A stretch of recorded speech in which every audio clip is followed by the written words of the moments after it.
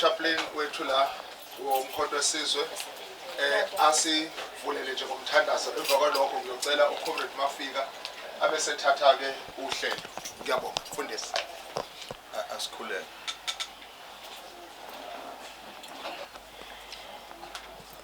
Baba wethu onamandla onke egameni lika Jesu Kristu nasemini yasekuseni siza kuwe wena omdala weinsuku omdala kunezikhathi na imndeni baba wethu onamandla onke lila elinyalelwe amaqala omkhonto wesizwe amaqala esizwe yempi kamayibuye egameni lika Jesu Kristu siyakhuleka kwimifula namathafa sibe sesithatha ke isinqumo sombutho wesizwe uhulumeni ukuthi lawo mathambo kuyomela abuyiswe emakhaya ukuze azokwazi ukuphumula kuGenesis incwadi engcwele Genesis 50 verse 1 kuya verse 14 siyabona uJoseph ehlonipha isifiso sikaJakobo baba wakhe owayethe mhla esehambile uyofisa ukuthi ayophumula ezweni laseKenana izwe lobaba omkhulu bakhe nalamaqhawe ke esiwakhumbulayo namhlanje asenze sasazofika la emabomvini aphuma nesifiso sokuba afuna ukuyolwela ukuthi izwe labo likhululeke bese aphila ezweni lapho bayoba nezwi bayoba nesithunzi sikwazile ukuba nalo lezwe esaqhubeka futhi silakha ngaphandle ngale ka 1994 kodwa lemphefumulo ngokwenkolelo yethu eyasala emazweni amathambo abo besaloku ememeza namhlanje umbutho wesizwe uzothulisa leso sikhalo uzothulisa leyo moya ukuze bazokwazi ukuthi balale ngokuphumula hlelo lethu ke alizukuba lude ngoba kwethu ukukhapha unobhala omkhulu kazwelonke sizothi ngaphambi kokuba khulume unobhala sizocela nje usokhaya ubaba uMsotho asamukele emva kwakhe bese sicela ilunga lePWC uMambali asithulele unobhala omkhulu bese unobhala omkhulu akhuluma nathi ngiyobe sengibuya ke sengilika amalungu omndeni ukuba asiphendulele siyobe sesilithatha lonke uhlelo sesilibuyisa omdala weinsuku baba Msotho asibonga sangwe sibingelele ibranch leDonobhala Bay ngibonile namalunga la eregion akhona ngibonile uDeputy Nobhala noTreasure namalunga esilida nawo kweRC akhona ngabona amalunga ezona khona la siwabingelele amasosha siwabingelele la amasosha nampela Nobhala lithuli detachment of 16 December 1961 yiwo la esiwaziyo sibingelele umama belikwa coordinator wa province uMathi leadership ye PEC PWC ekhona nayo la sibingelele la Nobhala Secretary General we ANC Comrade Fikile Mvutha Balula cabanga ukuthi esandweni umsebenzi ongiphe wona awukhulu kakhulu ulula ukuthi asinamkeleni la eThekwini sinamukele la kwizone sayisibiza ukuthi Cyril zone iward le okuward 75 yani iphithanise ngoba ihlone somgaqo 75 no 74 bobabili ke bayasiclaima nge-status ukuthi bayilamonti uma ufika kulabo abangala nabo bathi bayilamonti nalabo abangala nabo bathi bayilamonti masibelelele umndeni wakangubani nalabo consultant noNkulunkulu abafundisi Bakudura sibingelele nje somasosha sibingelele kunini. Yes. No, sicabanga ukuthi uhlelo lolu lobhale ANC ebeseliqala isikhathi sikwi process la esithi social implementa khona manje. Beqalile kama activity amaningi besiwenza sibambisene ne province for isikhathi eside. Senza ama lecture, senza wonke ama program. Si prepare ukuthi ke uzothi makufika umhla ka14 sikwazi ukuhamba siyenza mass funeral. In fact ngokwethu besiqonda ukuthi ibingenza umlando bengconyana noma sokhumbula ngconyana ukubizwa ngomhla ka16. Ibingawo nje exactly umhla ka16.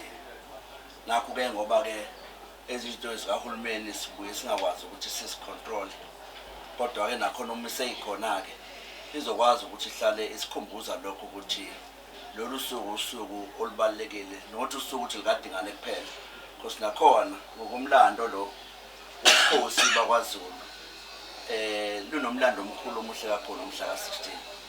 Noma ke sebafika belungu bazama ukulishintsha baqede irelevance yalo kuthini.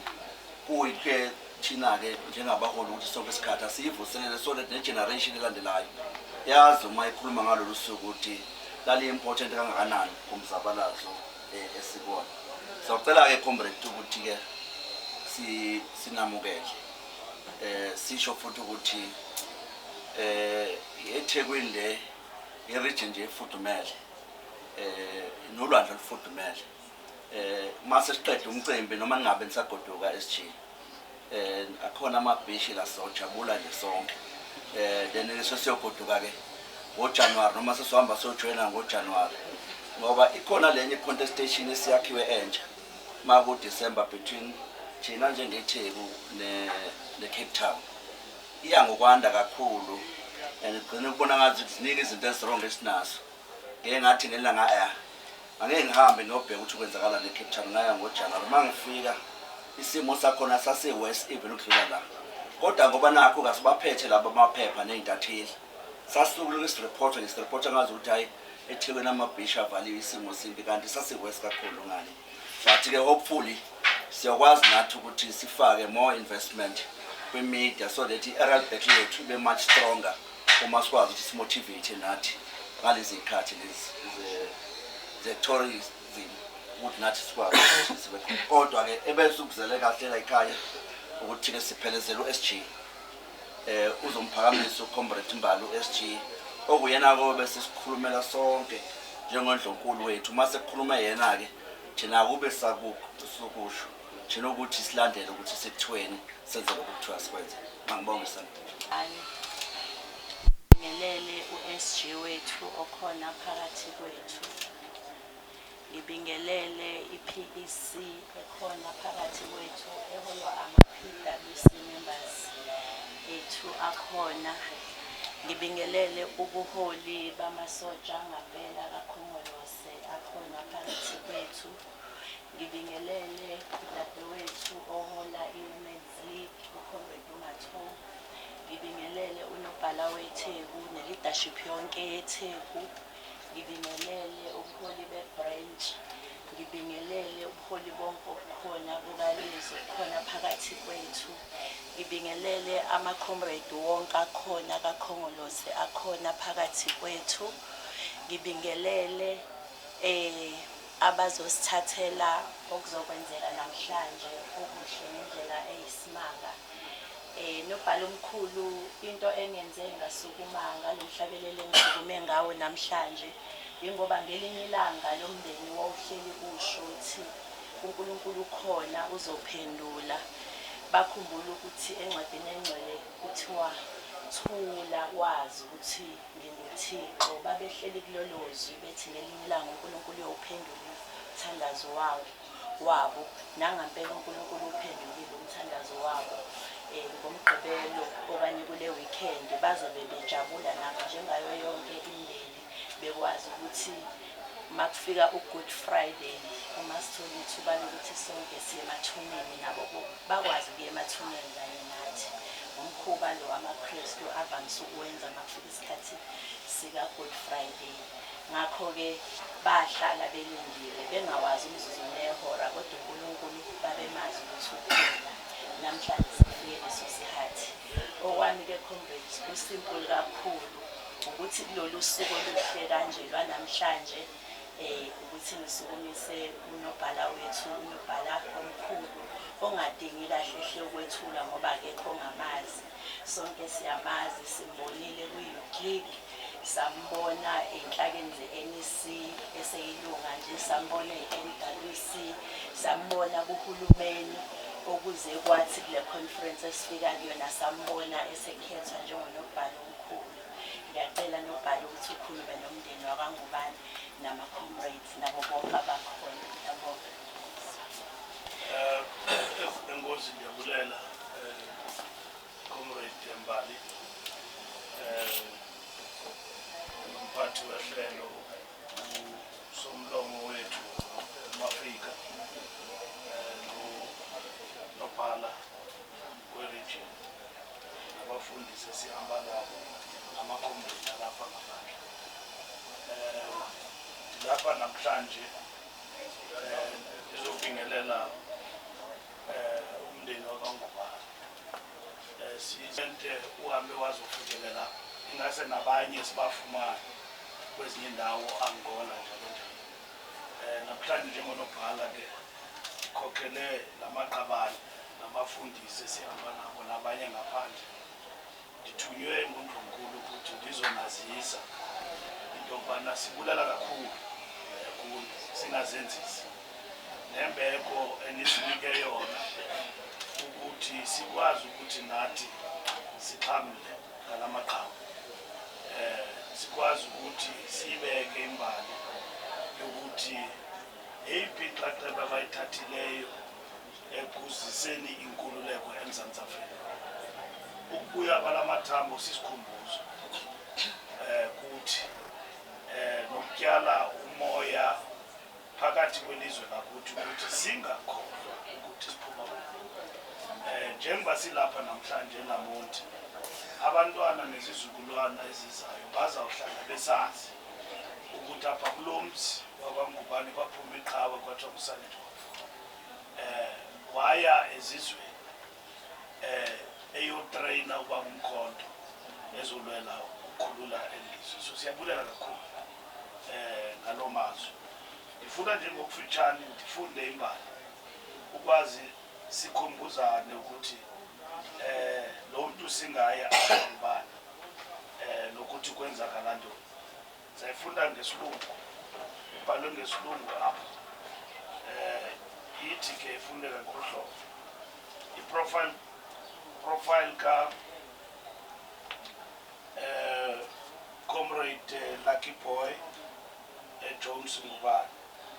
Comrade Lucky Boy Jones Ngubane was born on the 23rd July 1965 in Umlazi, south of Durban, and tragically passed away on 10th July 1986 in exile.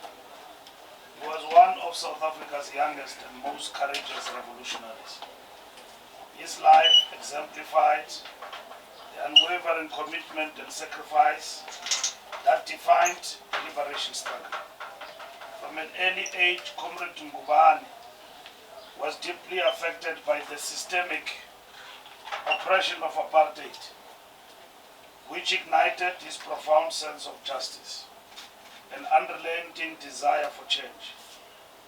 In the early 1980s, he took the bold step of going into exile, joining the military wing of the African National Congress, Umkhonto weSizwe. In 1983, in Swaziland, now Eswatini.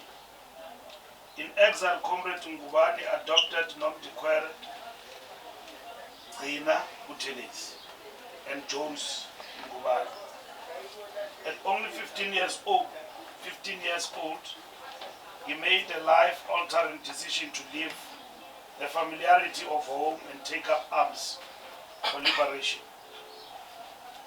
His journey began with basic guerrilla warfare training at the Takulama Banimulukwani camp in Angola, where he demonstrated extraordinary resilience and courage.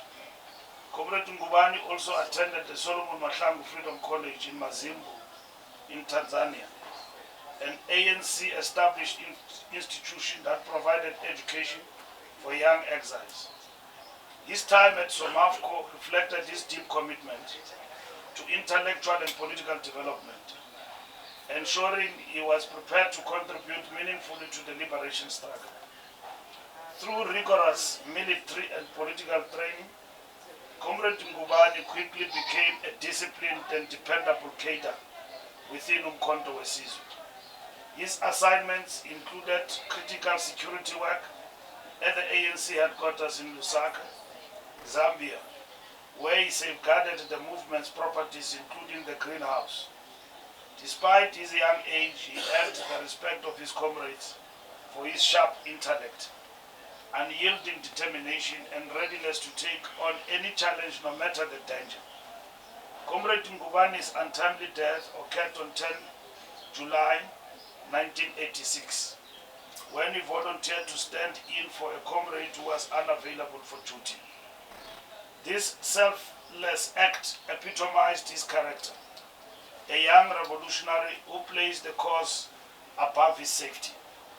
At an age when many are still discovering their purpose, Comrade Ngubani stood as a symbol of youthful resilience and determination.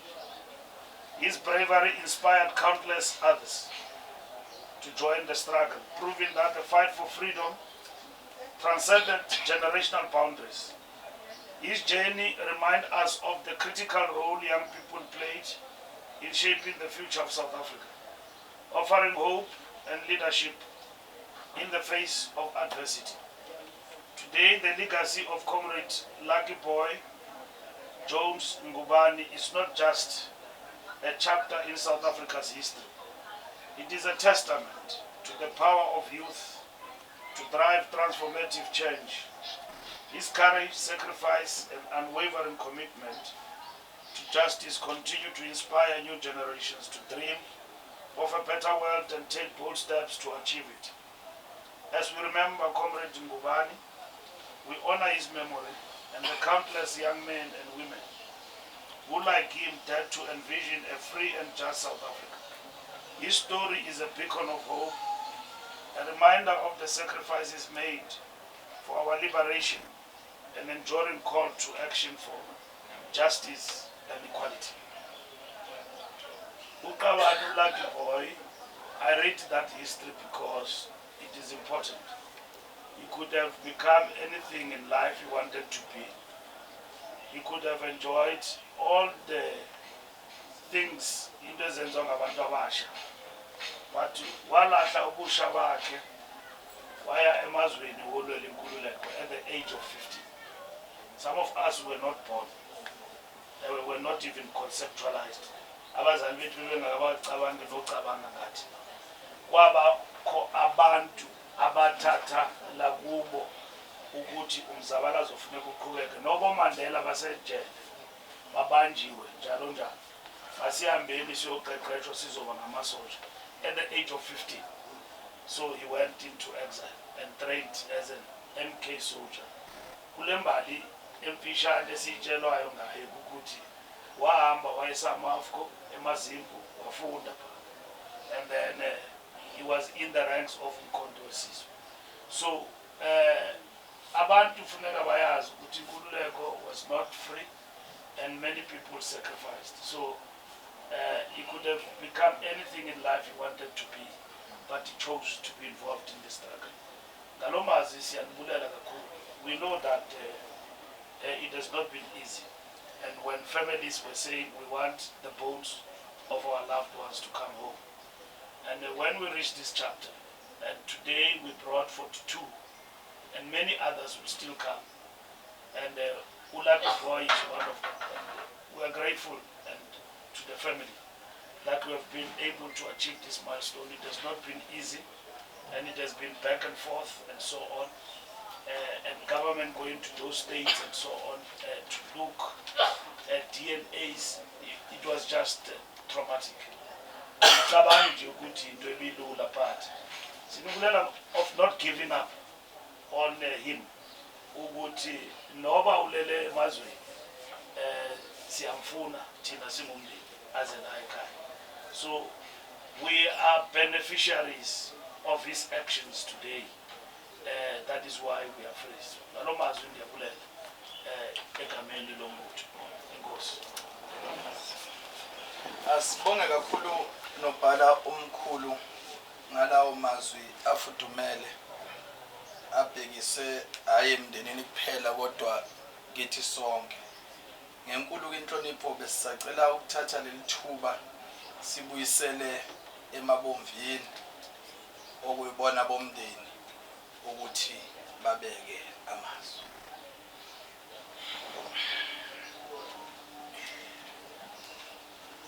Ngibingelela lonke neqhamuka ku-ANC. Ngibingelele umphathi omkhulu engigcina ngombona ku-TV mhlanje ngihlangene naye la thina-ke bomndeni bangubane ngokwethu kuphenya-ke elinye page manje esikade sasilibuka for 38 years. Namhlanje sesiqala umgqibelo soke sesiliphenya kokugcina umgqibelo sesiyobeka amathambo balakhe.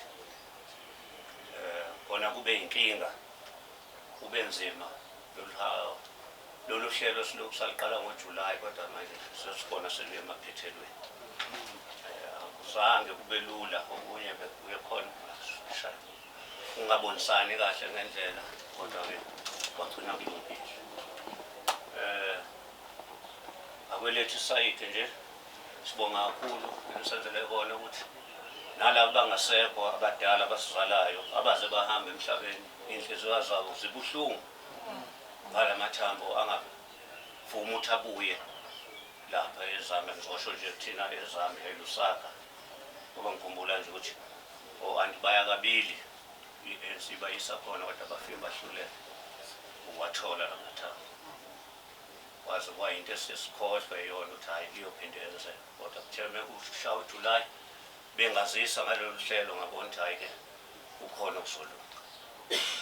Kusho ukuthi-ke nobeshilo-ke nasithi uLucky ube yiqhawe elikhulu. Izinto zakhe azenzile asizukuzikhohlwa noma-ke bayihambile thina wahliya la singazi nokuthi ukuphi ngoba waba umuntu odukile nje ongaziyo ukuthi ukuphi. Kodwa-ke futhi ngibuye ngikujabulele ukuthi akathange ehambe uthe ehambe emhlabeni ngizosho kanjalo 86 kanti uzoshiya nangu usisi la eduze kwami Pastor bahlangana naye eZambia. Uyena omazi kakhulu-ke bakhule naye wamshiya-ke enomntwana wamzale ngo-87 umfana uMaru basuka eNamibia-ke bafika izolo unodana wakhe uthi naye mezalwa-ke wezwa indaba kababa wakhe wasuka eNamibia naye ungena emasosheni uyisosha-ke eNamibia ngokumsebenzi.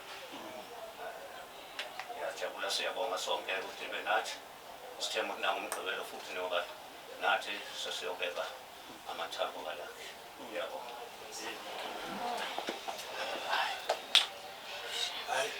Asibonge kakhulu ubaba ngalawo mazwi. Sibonge nje nokuhlangana ngenkosi ake silithathe uhlelo siphinde silibuyisele. Azivala amehlo. Yebo uNkulunkulu othembekile ngekhathi zonke. Nangalesikhathi samanje ukube ungena lo uNkulunkulu uye angaba wabuyila amathambo. Sizowabeka manje bazophumula ukuze bathole umphumulela wafuthi. Siyabonga ukuthi ama chapters ayevulekile kulomndeni azovaleka. uNkulunkulu oyingcwele libuye ithemba baqine babe semandleni. Sikhulekela ke phezulu kwalamathambo ukhongolose inhlangano yethu ukuba iqine uNkulunkulu oyingcwele iphinde yakheke kabusha. Lamathambo abe yialtare lokuvuselela onembeza bethu nobunye bethu. Siyathandaza ke namhlanje sithi God bless Africa, guide her children, guide her rulers. and give her peace. Amen. Siyabonga.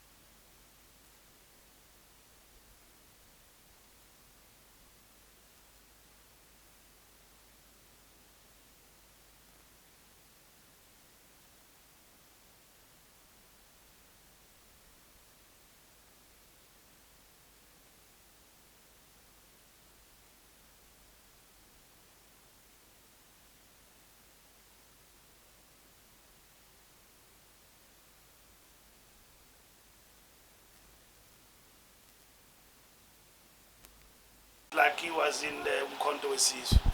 So ekudibeneni kwabo kwavela lo mfana. Yeah, isithombe sikalakhe. Naye oja kodwa eNamibia. And then so uqhamuka khona ke for the burial tomorrow. So bengitshela ama comrade la ukuthi funeka nisebenze madoda. Xa nisaphila. Ukwazi isithombe senu sikwazi usheke emhlabeni. eNamibia bayidefendile iNamibia. Babuye nayo iswap. So basaphethe nabo. So ndiyabulela kakhulu Maqabane ngokuzikhathaza kwenu to come here to be with the family. Let it be like that because this is isikhumbuzo. Kumzabalazo wethu ukuthi apha eLamonti kwaphuma amadoda abafana bahamba baye emazweni bayoqeqeshwa bangenelela. uLucky was 15 when he left the country. 15 years. Wayojoyina umkhonto wesizwe waye Angola. Wasuke Angola waya eTanzania wangena esikolweni eMazimbu eSomafco. And then lento uyaxelela ukuthi lento umzabalazo ayibingeyonto elula. It was not fashionable. He could have become anything in life, but he chose the path to liberate his people. That love is unmatched. Akonto egqitha leyo ubugorha oba Maqabane. So siyabulela nje ukuthi we have walked this path with the family. Sathe sazofikelela lapha noRhulumente ukuthi sikwazi ubuyisa amathambo. Siyathemba ukuthi la mathambo azawuceceshela will nourish our souls. Even la eNamonti nakwezinye indawo ukuthi sazi ukuthi inkululeko yethu did not come for free. Enkosi ndiyabulela. Amandla awethu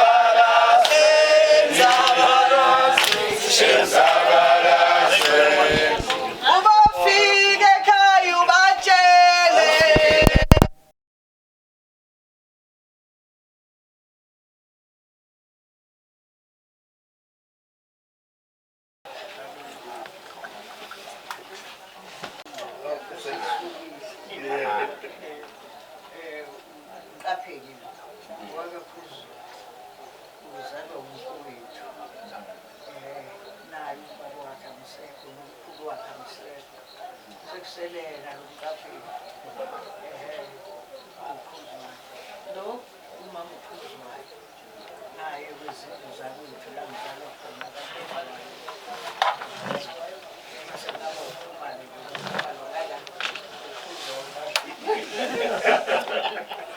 Lola udodana uFumana yena omdala kubantwana bami abanye uNkulunkulu abamemeza abanye bakhona abanye Kwangubani eLamonti ngoku silapha eMbumbu kwikhaya lo Anton Limbede. Uyazi sasithatha amathambo kaAnton Limbede eGoli siwazisa la. Kanti kunobhala nje bebecherisha pha usihle wayemfitshane gqithi. Apha eMbumbu. Kwakukho uMandela pha. Kukho uThabo Mbeki. Umnyandizi umbiza ngegama. And then kodwa zonke inkokheli zombutho ezibalulekileyo bezikhona apha eMbumbu. Namhlanje sithetha ngoJudson Khuzwayo. Xa sijonga ke le ndlela sihambayo naxa sibuyisa amathambo iyakuxelela loo nto ukuthi emkhontweni iKZN azange yaba absent. Ibingaphambili. Amaduma amaqabane apha ngaphambili akekho ngasemva.